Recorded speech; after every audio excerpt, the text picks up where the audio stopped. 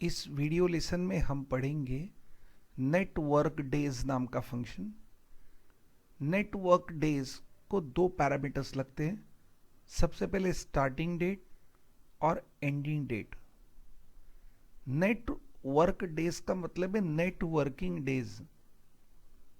अगर सैटरडे और संडे को छोड़ के इन दो दिए डेट्स के बीच में वर्किंग डेज कौन कौन से हैं, यह फंक्शन उन डेज को, नंबर ऑफ डेज को रिटर्न करता है।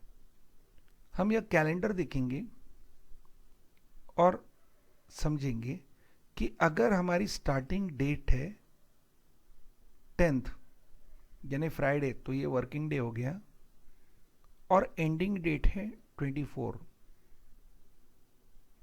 तो 10th और 24th के बीच में कितने वर्किंग डेज है? तो ये हो गए 5 दिन, फिर ये भी हो गए 5 दिन यानी 10, और ये 11। तो network days starting date अगर हम डालेंगे 10th मार्च 2017 और एंडिंग डेट डालेंगे 24 मार्च 2017, तो हमें आंसर मिलेगा 11 डेज, जो है 1 वीक, 2 वीक और 1 दिन। तो सैटरडे और संडे यह फंक्शन छोड़ देगा। तो हम टेस्ट करें तो सबसे पहले हम यहाँ डेट डाल देंगे जो है 10th मार्च 2017, एंटर, और यहाँ डालेंगे 24 मार्च 2017, और अब B7 सेल में हम कैलकुलेट करेंगे नेट वर्किंग डेज। इसके लिए टाइप करेंगे is equal to network days, फिर ब्रैकेट ओपन, स्टार्ट डेट लेंगे 10 मार्च, कॉमा एंड डेट लेंगे 24 March, bracket close, control enter. हमारी आंसर 11 की बिल्कुल करेक्ट आ रही है। अब हम सीखेंगे कि किसी भी एक मंथ में कितने वर्किंग डेज है, वो किस तरीके से हम कैलकुलेट कर सकते हैं। हम कोई भी डेट लेंगे और उसे हम टाइप करेंगे यहाँ। तो हमने डेट टाइप की है 19/3/2017। अब हमें मार्च 17 के मंथ के नेट वर्किंग डेज निकालने हैं। इसके लिए हमें दो डेट्स लगेंगे, एक स्टार्टिंग डेट और एंडिंग डेट। तो स्टार्ट हम निकाल पाएंगे ईओ मंथ फंक्शन लेके, और एंड भी E O month is equal to E O month, bracket open, date select करेंगे, कॉमा -1, ब्रैकेट क्लोज, +1। ये हम पिछले वीडियो में सीख चुके हैं। एंटर, और फिर देंगे एंड ऑफ मंथ निकालने के लिए equal to E O month, date, comma 0, bracket close, control enter. इसको कन्वर्ट कर देंगे डेट में। तो स्टार्ट डेट मिल गई, एंड डेट मिल गई। अब हम कैलकुलेट करेंगे नेटवर्क डेज। तो देंगे is equal to network days, comma start date थी 1 मार्च 2017, कॉमा 31 मार्च 2017, और टोटल नेट वर्किंग डेज आ रहे हैं 23। इस मंथ में 31 डेज है, और 1 2 3 4 8 सैटरडे संडेज आ रहे हैं। तो 31 माइनस 8 होता है 23। हमारा आंसर करेक्ट है। पर सैटरडे संडे के अलावा दूसरी छुट्टियों का क्या? इसके लिए नेटवर्क डेज में एक और पैरामीटर लगता है जो है हॉलीडेज। तो हम किसी भी सेल या सेल्स के अंदर पूरे साल भर के हॉलीडेज टाइप कर देंगे तो दिए हुए डेट्स के अंदर जो हॉलीडे होंगे उसे भी वो छुट्टी करके पकड़ेगा और नेटवर्क डेज कैलकुलेट हो जाएंगे। तो हम थोड़े यहाँ कुछ हॉलीडेज टाइप करें और चेक कर लेंगे।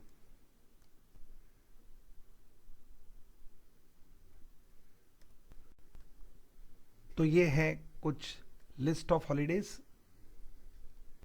अब हम हमारे फॉर्मूला में इस लिस्ट ऑफ हॉलीडेज को ऐड कर देंगे comma, start date, end date और हॉलीडेज की लिस्ट सेलेक्ट कर देंगे और देंगे ब्रैकेट क्लोज।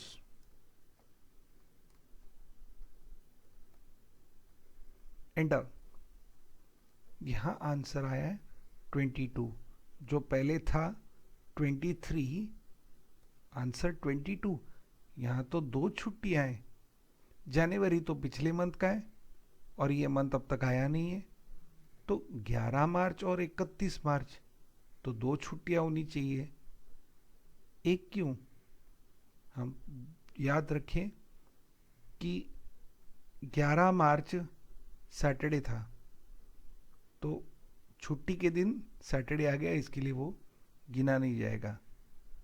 तो यह फंक्शन काफ़ी पावरफुल है और ये नेट वर्क डेज निकालता है।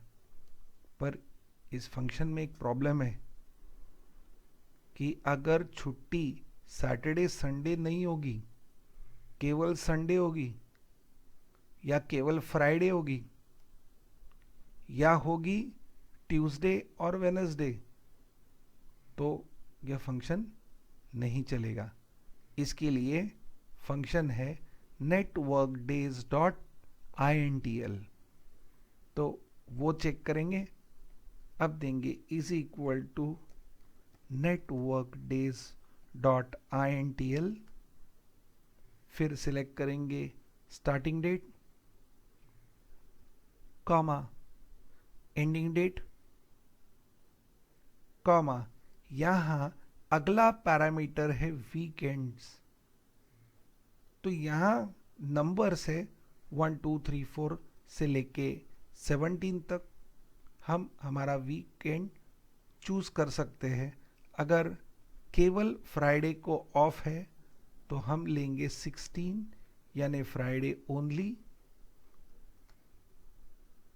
कॉमा और फिर देंगे हॉलीडेज की लिस्ट, फिर ब्रैकेट क्लोज। इस तरीके से फ्राइडे ऑफ होगा और छुट्टियां गिन के 25 वर्किंग डेज होंगे। अब हम करके देखेंगे कि केवल संडे ऑफ होगा तो क्या। इसके लिए F2, यहाँ जो 16 पैरामीटर दिया था उसे रब करेंगे और यहाँ लेंगे संडे ओनली, यानी पैरामीटर है 11, टैब और फिर एंटर, फिर से 25 डेज ही आया।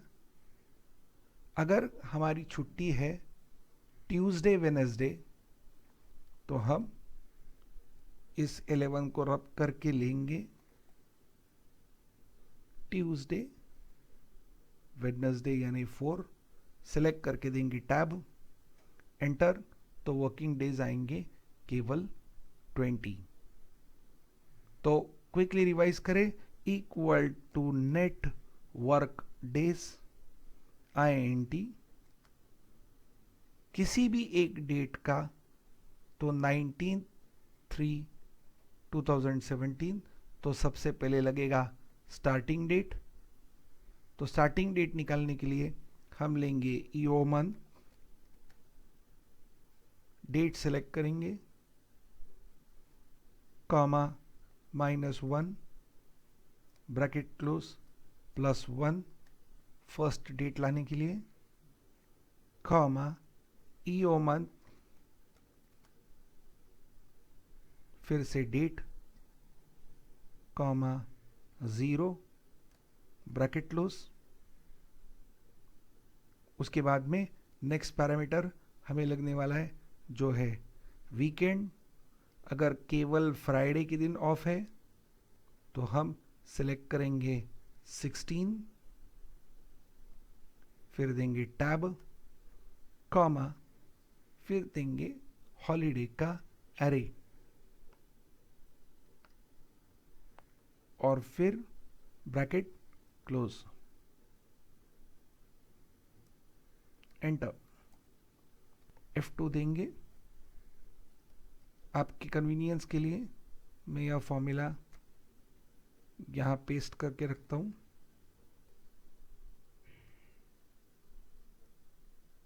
अगला फंक्शन हम पढ़ेंगे वो है रो। यहां हम देंगे is equal to row, bracket open bracket close, तो रो नंबर आ जाएगा जो है 8। तो रो नंबर अगर आपको चाहिए तो फंक्शन यूज कर सकते हैं रो। उसी तरीके से कॉलम, तो यहां हम देंगे is equal to column, bracket open और ब्रैकेट क्लोज, क्योंकि कॉलम 1 और कॉलम 2 हम यहां टाइप करके देखें इज इक्वल टू कॉलम और bracket close, enter. Column number 5, ये कॉलम नंबर 1, 2, 3, 4 और 5। Thank you.